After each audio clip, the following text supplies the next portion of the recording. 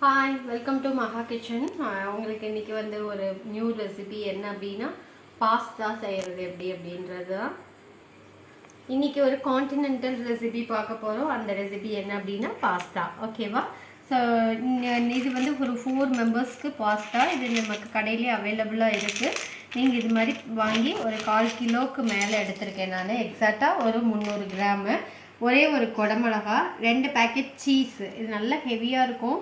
But நீங்கள் இந்த pasta ஷாப்லலாம் வாங்கினீங்கன்னா 600 400 அந்த மாதிரி இருக்குது. பட் நம்ம வீட்டில் செய்யும்போது நம்ம பார்த்து நல்ல ரெசிபியாகவும் செய்யலாம், ஹெல்த்தியாகவும் செய்யலாம். ஸோ 2 பேக்கெட் சீஸ், ஒரு குடமிளகா, ஒரு 300 கிராம் பாஸ்தா. இந்த க்ரீம் வந்து இந்த பாஸ்தாவுக்குன்னே க்ரீம் ரெடி பண்ணி வச்சுருக்கேன்.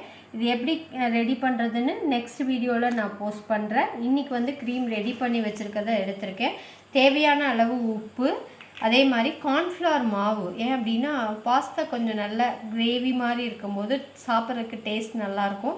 அதனால் கார்ன்ஃப்ளவர் மாவு 1 ஸ்பூனு, பால் வந்து ஒரு 200 ml பால் எடுத்திருக்கேன். ஃப்ரெஷ் க்ரீம், இதில் வந்து ஃப்ரெஷ் க்ரீம் தான் நம்ம இதில் விடும்போது டேஸ்ட்டு நல்லா உங்களுக்கு எடுத்து கொடுக்கும். ஆயில் தேவையான அளவு. வாங்க எப்படி செய்யலான்னு வீடியோவில் போய் பார்க்கலாம்.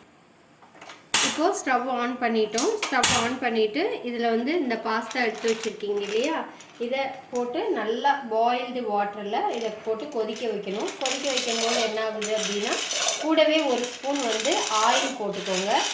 ஆயில் போட்டுக்கிட்டிங்க அப்படின்னா ஒன்றோட ஒன்று ஒட்டாது. இது நல்லா கொதிச்சு ஓரளவுக்கு பாதி வெந்ததுக்கப்புறம் இதை எடுத்து வடிகட்ட போகிறோம். இப்போது வானொலி வச்சுட்டு நம்ம இதில் ஆயில் விடுறோம்.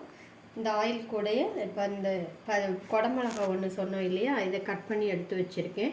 இந்த குடமிளகாய் போட்டு நல்லா வதக்கிக்க போகிறோம்.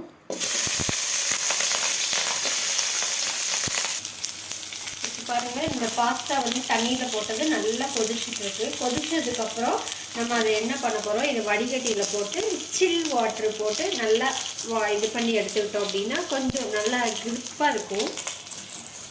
இப்போது இந்த குடமிளகா நல்லா வதங்கிருச்சு. இந்த ஸ்டேஜில் நம்ம பால் கொஞ்சம் ஒரு 1/2 டம்ளர் பால் இதில் விட்டுட்டு என்ன பண்ண போகிறோம்னா இந்த கார்ன்ஃப்ளவர் மாவு இருக்கு இல்லையா, இதை எடுத்து இதில் போட்டுட்டு போகிறோம்.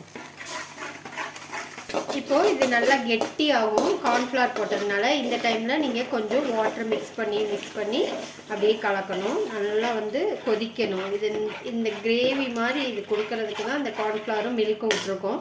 ஸோ நல்லா கொதிக்கணும்.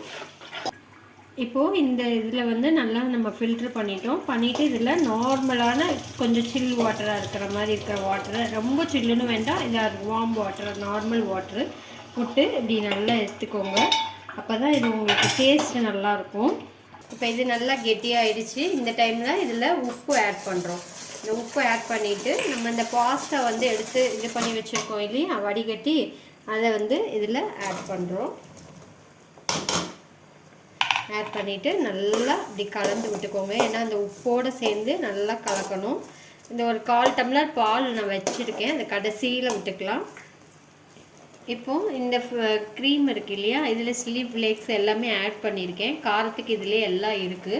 அதனால் இந்த க்ரீமை வந்து நான் இதில் அப்படியே கொட்டிட்டேன். இதை நீங்கள் அப்படியே இதை கலந்து விட்டிங்கனாலே நல்லா க்ரீமியாக இருக்கும். பாஸ்தா வந்து டேஸ்ட்டும் நல்லாயிருக்கும். பார்த்திங்கன்னா எவ்வளோ கெட்டி தன்மையோடு வந்துருச்சுன்னு. கொஞ்சம் வாட்டர் மிக்ஸ் பண்ணிக்கோங்க. ஏன் அப்படின்னா இதில் எல்லாமே ஒட்டியிருக்கு இல்லைங்களா, அதனால் க்ளீனாக அதை எடுத்துட்டு இந்த க்ரீம் வந்து நீங்கள் வீட்டிலே பண்ணிக்கலாம். நெக்ஸ்ட் வீடியோவில் வேணால் நான் எப்படி இதை பண்ணுறதுன்றதை சொல்லுவேன். இப்போது இந்த ஸ்டேஜில் நம்ம அந்த இப்போ நம்ம சீஸ் வந்து ஆட் பண்ணிட்டோம். சீஸ் ஆட் பண்ணிவிட்டு கடைசியாக பாலை விட்டு நம்ம இறக்க போகிறோம். இப்போ சீஸ் ஆட் பண்ணியாச்சு. நான் குறிச்சி வச்சுருந்ததுனால அதோட இது ஃப்ரீசர்லேருந்து எடுத்ததில் வந்து போயிடுச்சு. ஸோ நீங்கள் அப்பம்போது எடுத்து போட்டுக்கோங்க, சரியா? அது பாருங்கள், இது போட்டோன்னே அது ஒரு டேஸ்ட்டே வேறு மாதிரி இருக்கும். இப்போது இந்த ஸ்டேஜில் நம்ம ஃப்ரெஷ் க்ரீம் ஆட் பண்ண போகிறோம். நான் சொன்னேன் இல்லையா, ஃப்ரெஷ் க்ரீம் தான் இதில் டேஸ்ட் இன்னும் சூப்பராக நமக்கு எடுத்து கொடுக்கும். So fresh cream and milk வந்து ஒரு 1/4 டம்ளர் மில்க் வச்சுருக்கேன், அதை இதில் விட்டுற போகிறோம். அவ்வளோதான். ஸ்டவ் ஆஃப் பண்ணிக்கோங்க. சுவையான பாஸ்தா ரெடி. சுவையான டேஸ்டான பாஸ்தா ரெடிங்க. வெளியில் வாங்கினீங்கன்னா காஸ்ட்லி, பட் நல்லாவும் இருக்குதான்னு தெரியாது. ஆனால் வீட்டிலேயே செஞ்சு குழந்தைங்களுக்கு கொடுங்க.